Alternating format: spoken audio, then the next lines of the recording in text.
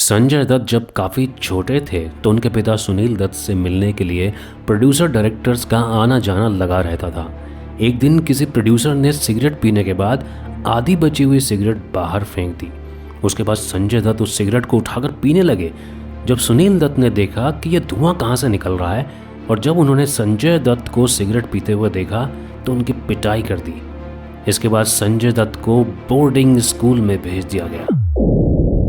पहली बार संजय दत्त को 19 अप्रैल 1993 को गिरफ्तार किया गया था, लेकिन 18 दिनों बाद उन्हें जमानत मिल गई। 5 मई को उन्हें जमानत मिली थी। उसके बाद भी संजय दत्त का जेल में आना जाना लगा रहा। 300 से ज़्यादा गर्लफ्रेंड, 3 शादियाँ, नशे की लत, अंडरवर्ल्ड डॉन दाऊद इब्राहिम, अबू सलेम जैसे मुंबई अंडरवर्ल्ड गैंगस्टर से दोस्ती। लेकिन उसके बाद लगे रहो मुन्ना भाई MBBS, shoot out at Lokhandwala जैसी फिल्मों में बेहतरीन काम करने वाले संजय दत्त क्या वो एक हीरो हैं या विलन?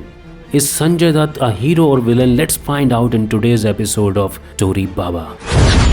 संजय दत्त की पहली फिल्म रॉकी थी। रॉकी फिल्म आने से पहले भी संजय दत्त बिगड़े शहजादे, स्पॉइल्ड ब्रैट की तरह आए दिन कुछ ना कुछ कांड करते रहते थे।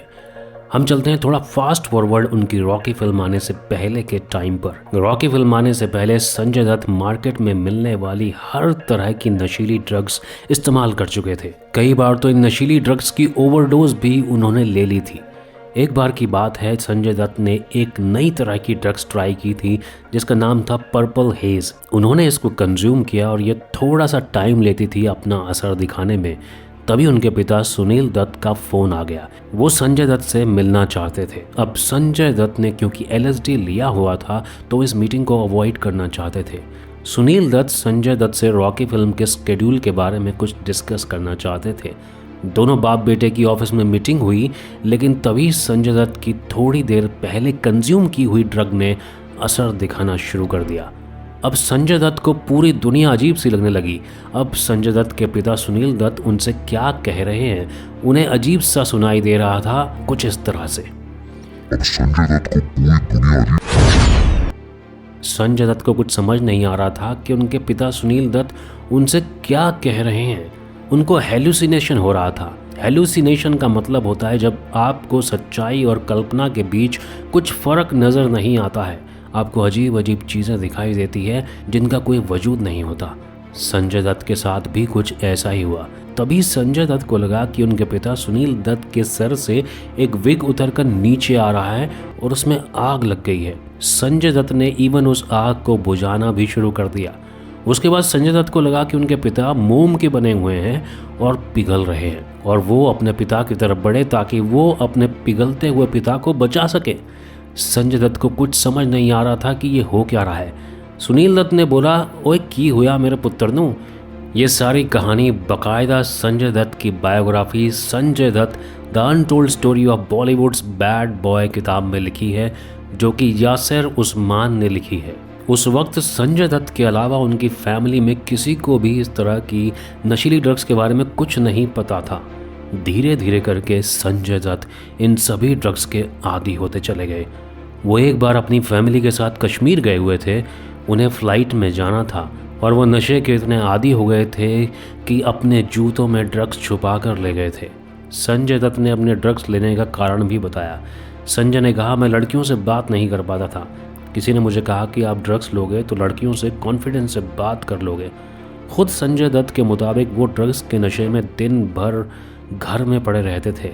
कॉलेज के छात्रों को ड्रग्स से दूर रहने की सलाह देते वक्त संजय दत्त ने अपने पुराने वक्त को याद करके बताया कि सुबह का समय था और मुझे भूख लगी थी।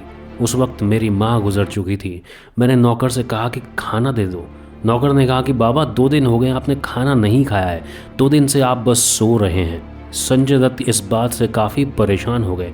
वो अपने कमरे में गए और उन्होंने खुद को शीशे में देखा। संजय दत्त के मुताबिक उस वक्त वो मरने जैसी हालत में हो गए थे और उनके मुंह से खून निकल रहा था। ये सब देखकर संजय दत्त डर गए और सुबह 7 बजे उन्होंने अपने पिता सुनील दत्त से कहा कि मुझे हेल्प की ज़रूरत है, मुझे ड्रग्स की लत पड़ चुकी है। पिता सुनील दत्त बेटे की इस हालत से परेशान हो गए और उन्होंने फैसला किया कि वो संजय दत्त को एक रिहैब सेंटर भेजेंगे। अमेरिका के रिहैब सेंटर में जब संजय दत्त को इलाज के लिए ले जाया गया तो डॉक्टर ने उन्हें एक लिस्ट दी जिसमें ड्रग्स के नाम लिखे हुए थे। संजय दत्त ने अब तक जो जो ड्रग्स ली थी उन नामों पर उन्हें टिक करना था, लेकिन खुद संजय दत्त के मुताबिक उन्होंने डॉक्टर को दी गई लिस्ट में लिखे लगभग सभी नामों के आगे टिक लगा दिया क्योंकि वो हर ड्रग ले चुके थे। अमेरिका का वो डॉक्टर ये देखकर हैरान हो गया। उसने संजय दत्त के पिता सुनील दत्त से कहा कि तुम इंडिया में क्या खाते हो, इतनी सारे ड्रग्स लेने के बाद आदमी जिंदा कैसे रह सकता है। संजय दत्त का वहाँ पर इलाज चलता है और पूरे 2 साल संजय दत्त वहाँ रहते हैं। इसके बाद ठीक हो जाते हैं। एक वक्त पर संजय को लोग चर्सी कहकर बुलाने लगे थे। किसी भी बुरे वक्त से निकलने के लिए सबसे बढ़िया तरीका है अपनी सेहत पर ध्यान देना। खराब वक्त और बुरी आदतों में फंसकर आदमी अपने खुद के शरीर के खिलाफ खड़ा हो जाता है।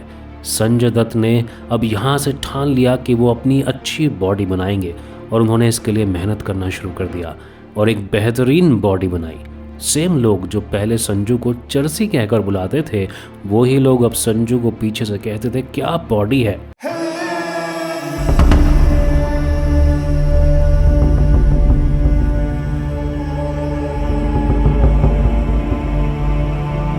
अगर संजय दत्त की लाइफ में कंट्रोवर्सीज की बात करी जाए तो सिर्फ ड्रग्स ही नहीं, संजय दत्त की लाइफ में एक और बहुत बड़ी कंट्रोवर्सी आई जो उनका नाम अंडरवर्ल्ड डॉन दाऊद इब्राहिम और अबू सलेम से जोड़ा गया।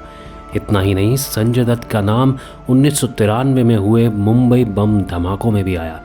संजय दत्त जब शूटिंग से मुंबई के एयरपोर्ट पर लौटे तो हज़ारों सिपाहियों ने उन पर बंदूक तान रखी थी।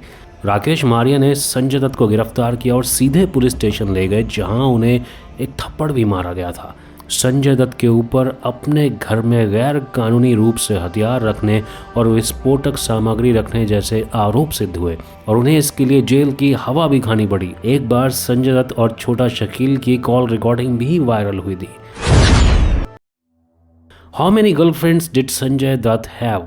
वेल, संजय दत्त की बायोपिक संजू में दिखाया गया है कि संजय दत्त की 300 से ज़्यादा गर्लफ्रेंड रही हैं। टीना मुनीम, लीजा रे, माधुरी दीक्षित, नादिया दुरानी से लेकर रेखा तक से संजय दत्त के अफेयर की खबरें सामने आती रही हैं। कहा जाता है कि थानेदार फिल्म की शूटिंग करते वक्त संजय माधुरी पर फिदा हो गए थे। दोनों की लव स्टोरी आगे बढ़ती इससे पहले ही संजय दत्त की टाडा के तहत गिरफ्तारी हो गई। हालांकि इस बीच उन्हें कई बार जमानत मिली और कई बार जेल गए, इसलिए संजय माधुरी का रिश्ता भी टूट गया। अफेयर्स के अलावा संजय दत्त अपनी 3 शादियों के लिए भी चर्चा में रहे। अब आपके मन में ये सवाल आ रहा होगा, when did Sanjay Dutt get married? Sanjay Dutt की पहली शादी ऋचा शर्मा से 1987 में हुई थी।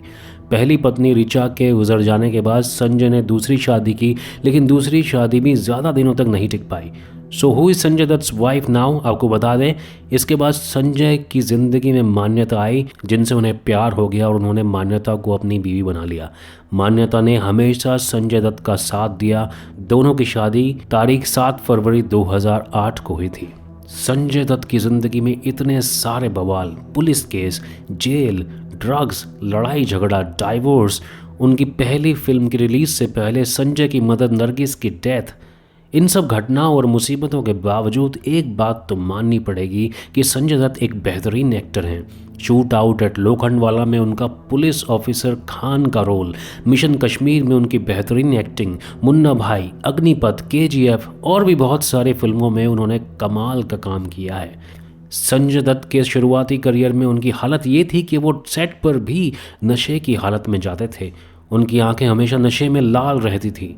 लेकिन देखा जाए तो हर इंसान में कुछ ना कुछ बुरी आदतें होती हैं, लेकिन संजय दत्त ने बुरी आदत पर ओवरकम किया। काम करते गए, फिल्में करते गए। 2 साल नशा मुक्ति केंद्र में रहने के बाद अच्छा इंसान टूट जाता है। फिर भी संजय दत्त ने कमाल का कॉन्फिडेंस दिखाया, बॉडी बनाई और अपने काम से लोगों को जवाब दिया। देखा जाए तो हर एक इंसान में, आम से लेकर ख़ास में, कहीं थोड़ा हीरो होता है तो थोड़ा विलन। कुछ अच्छी आदतें होती हैं तो कुछ बुरी। इसी तरह संजय दत्त भी एक हीरो भी हैं और एक विलन भी। बहुत बार उन्होंने अपनी एक्सपीरियंस लोगों के साथ शेयर की हैं ताकि वो लोगों के काम आ सके। उन्होंने एक बार कहा था कि नशे से बहुत ज़्यादा अच्छा है अपने काम से और अपनी फैमिली से प्यार करना। कोई भी नौजवान जब संजय दत्त जैसे एक्सपीरियंस होल्डर से ये बात सुनेगा तो हो सकता है उसे यकीन हो जाए कि नशीली चीज़ों में वाकई में कुछ नहीं रखा। आपको अपने काम से प्यार करना चाहिए और वो ही आपको बुरी चीज़ों से बचा सकता है। We appreciate the fighter attitude Sanjay Dutt has shown. Please hit the like button and also subscribe this channel. Bye bye, take care.